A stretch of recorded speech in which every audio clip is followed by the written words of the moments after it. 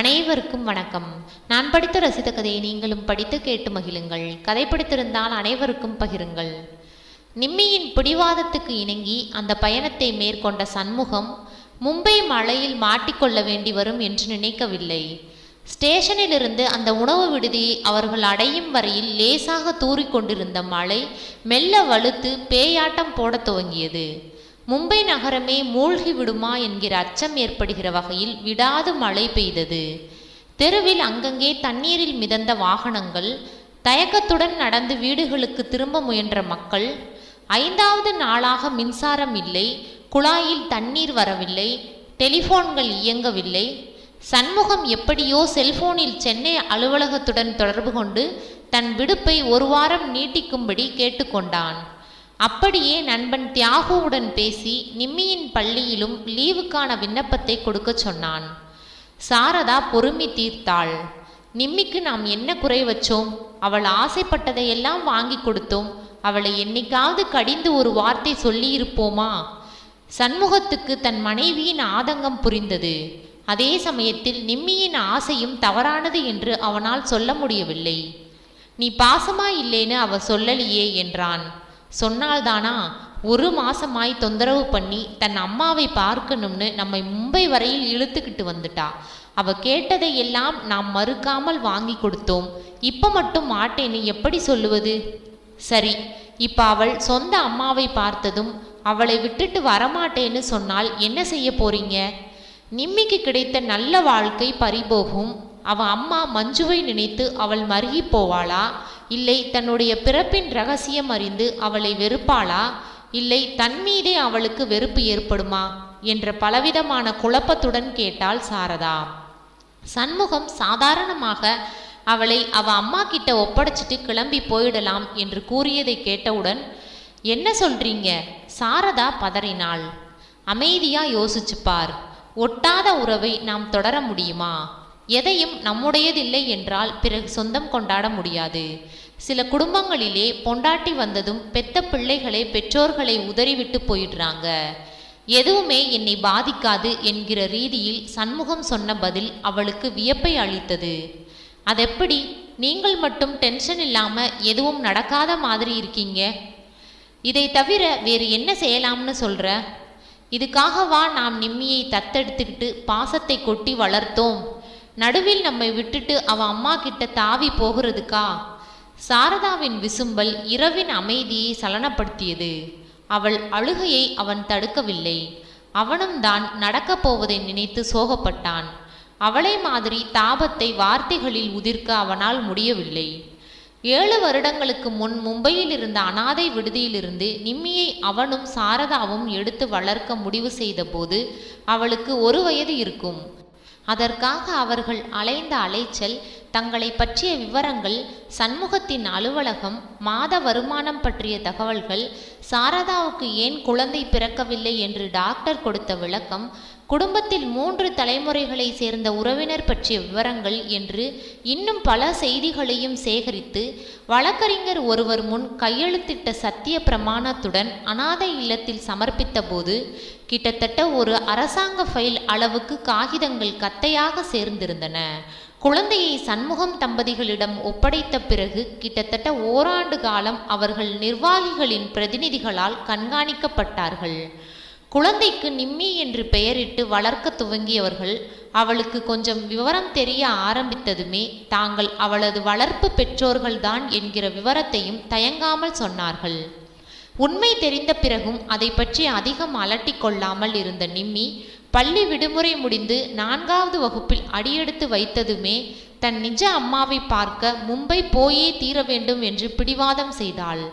அதன் காரணம் என்ன என்பது சண்முகத்துக்கு புரியாவிட்டாலும் அவளது கோரிக்கை நியாயமானது என்று தோன்றவே மும்பை பயணத்துக்கு ஏற்பாடு செய்தான். நிம்மியை எடுத்து வந்த அனாதை இல்ல தலைவிக்கு கடிதம் எழுதி நிம்மியின் நிஜ அம்மாவின் விலாசத்தை கேட்டபோது அவள் கொடுக்க தயங்கினாள்.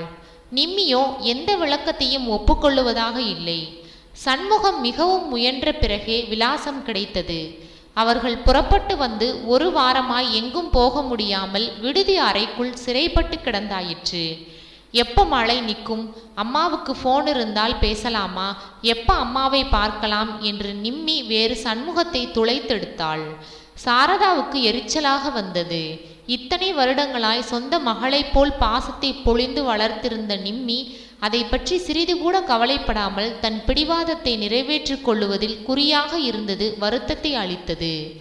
என்ன பெண் இவள், பெத்த மனம் பித்து பிள்ளை மனம் கல்லா.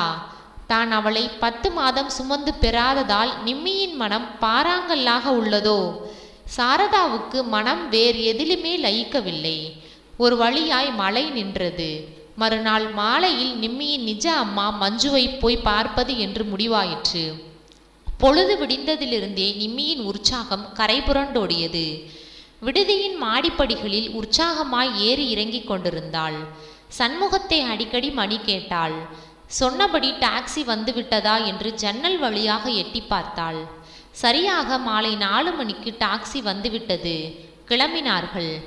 சாலையில் அங்கங்கே சரிந்திருந்த மின்கம்பங்கள், தண்ணீர் அரித்தெடுத்து பள்ளமாக்கியிருந்த குழிகள், அங்கங்கே ஓரமாய் ஒதுக்கப்பட்ட குப்பைகளின் குவியல்கள், நீரில் ஊறிக்கிடந்த பறவைகள், நாய் பூனைகளின் உயிரற்ற உடல்கள், மழையின் கோர தாண்டவத்தின் தடங்கள் பார்க்கவே மிரட்சியை உண்டாக்கின.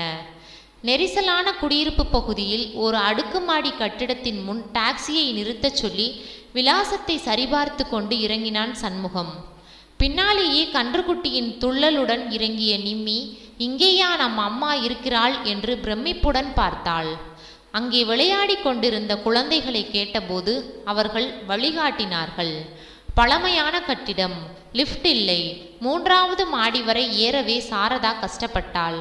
அந்த வீட்டின் அழைப்பு மணியை அழுத்திவிட்டு ஆவலுடன் நின்ற நிம்மியை பார்த்ததும் சாரதாவின் கண்களை நீர் மறைத்தது.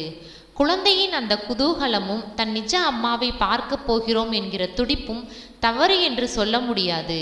ஆனால் நிம்மியை சுவீகாரம் செய்து கொண்ட பிறகு அவளை சுற்றி தான் அமைத்து கொண்ட உலகமே இருண்டு நழுவி போய்விடுமோ என்கிற தன் கலக்கமும் நியாயமானதுதானே. மனதில் ஏற்பட்ட பயத்தில் பதட்டம். யாரு? அதட்டலாக கேட்டவாறு முதியவள் கதவை திறந்தாள். நிம்மியுடன் நின்ற சண்முகம் தம்பதிகளை அடையாளம் புரியாமல் தயங்கினாள். மஞ்சு அம்மா வீடுதானே இது? நிம்மியின் கேள்விக்கு பதில் சொல்லாமல் நீங்க யாரு என்றாள். நான் உங்க பெண் நிம்மி வந்திருக்கேன், அம்மாவை கூப்பிடுங்க. சாரதா தன் கண்ணீரை அடக்க முயன்றாள். சண்முகம் தாங்கள் வந்த காரணத்தை சுருக்கமாக விளக்கி சொல்லி நிம்மியை அறிமுகப்படுத்தினான். நான் மஞ்சுவின் அம்மா பங்கஜம். ஓ, அப்ப நீங்க என் பாட்டியா? ஆமாம். எங்க அம்மா எங்கே பாட்டி? எனக்கு அவங்களை பார்க்கணும். மஞ்சுவை பார்க்கணுமா? ஆமாம். அது சரி, இத்தனை நாள் கழிச்சு அம்மாவை பார்க்கணும்னு உனக்கு ஏன் தோணுச்சு? இப்பதான் நீ தங்கள் சொந்த மகள் இல்லைன்னு உங்க வளர்ப்பு அப்பா அம்மா சொன்னாங்களா? எனக்கு அது ரொம்ப நாளாவே தெரியும். அப்படின்னா உங்க அப்பா அம்மா உன்மேல் பிரியமா இல்லையா? சச்ச, அப்படி சொன்னால் மகா பாவம். சாரதா அம்மா எனக்கு எந்த குறையும் வைக்கல, ரொம்ப பிரியமா இருக்காங்க. நிஜ அம்மாவை விட பாசமா இருக்காங்க. அப்பாவும் அப்படித்தான். அப்போ எதுக்கு நீ மஞ்சு அம்மாவை தேடிக்கிட்டு வந்த? நிம்மி கொஞ்சம் யோசித்து தயங்கினாள். அவள் கண்களில் நீர் பளபளத்தது. எனக்கு மஞ்சு அம்மா கிட்ட கேட்கணும். என் கிளாஸ்மேட் நீரஜா சொன்னது நிஜமானு கேட்கணும். சண்முகம் திகைத்தான். நிம்மியின் சிநேகிதி நீரஜா அப்படி என்ன சொல்லி அவளை கலக்கிவிட்டாள்? அதன் விளைவு மும்பை பயணம் வரை வந்து விட்டதே. நான் கல்யாணம் பண்ணிக்கிட்ட சரியான அப்பா அம்மாவுக்கு பிறக்கலையாம். அதனால் தான் மஞ்சு அம்மா என்னை பிடிக்காம அனாதை இல்லத்தில் விட்டுட்டு போயிட்டாங்களாம். இது நிஜமா பாட்டி? அம்மா எங்கே? எனக்கு கேட்கணும். பங்கஜம் திடீரென்று நிம்மியை அணைத்து கொண்டு அழத் துவங்கினாள்.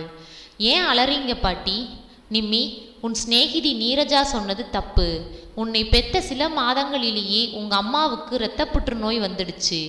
6 மாதம் யமனோடு போராடிட்டு கண்ணை மூடிட்டா. எனக்கு இதய கோளாறு, நெஞ்சுவலி வந்து துடிக்கிறேன்.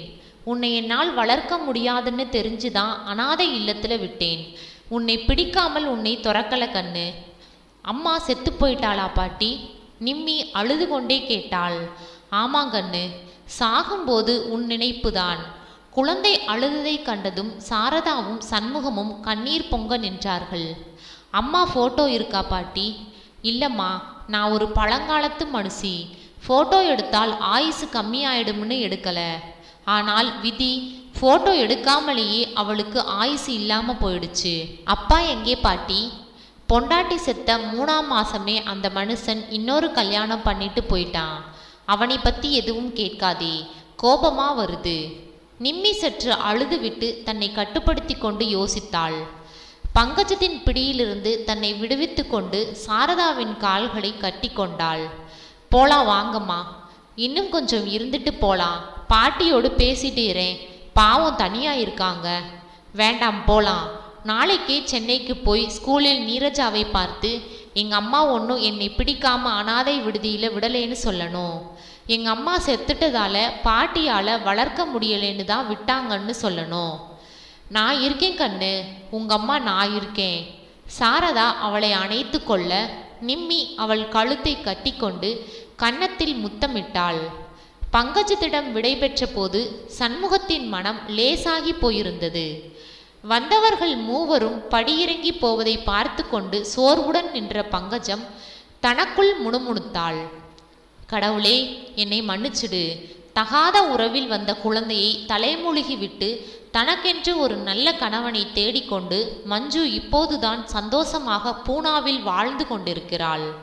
அவளுடைய கடந்த காலம் நிம்மி ரூபத்தில் திடீரென்று குறுக்கிடுவதால் குழப்பம்தான் மிஞ்சும். நிம்மிக்கு கிடைத்த நல்ல வாழ்க்கை பறிபோகும். மஞ்சுவை நினைத்து அவள் மருகி போவாளா, இல்லை தன்னுடைய பிறப்பின் ரகசியம் அறிந்து அவளை வெறுப்பாளா, இல்லை தன் மீதே அவளுக்கு வெறுப்பு ஏற்படுமா என்பது தெரியாது. மஞ்சுவின் கணவனுக்கும் அவள் மீது வெறுப்பும் சந்தேகமும் ஏற்படலாம். மஞ்சு இறந்து விட்டாள் என்று நான் சொன்ன ஒரு பொய் எல்லா பிரச்சனைகளையுமே எழவிடாமல் தடுத்துவிட்டது. தான் சொன்ன பொய்யின் பழு தாங்க முடியாமல் வேதனையில் கசங்கி போகும் அந்த தாய்க்கு ஆறுதல் சொல்ல யாரும் இல்லை. நன்றி. கதை பிடித்திருந்தால் லைக் பண்ணுங்கள், ஷேர் பண்ணுங்கள், சப்ஸ்கிரைப் பண்ணுங்கள். உங்களுடைய கருத்துக்களை கமெண்ட் பாக்ஸில் தெரிவிக்கவும். தங்கள் ஆதரவிற்கு நன்றி.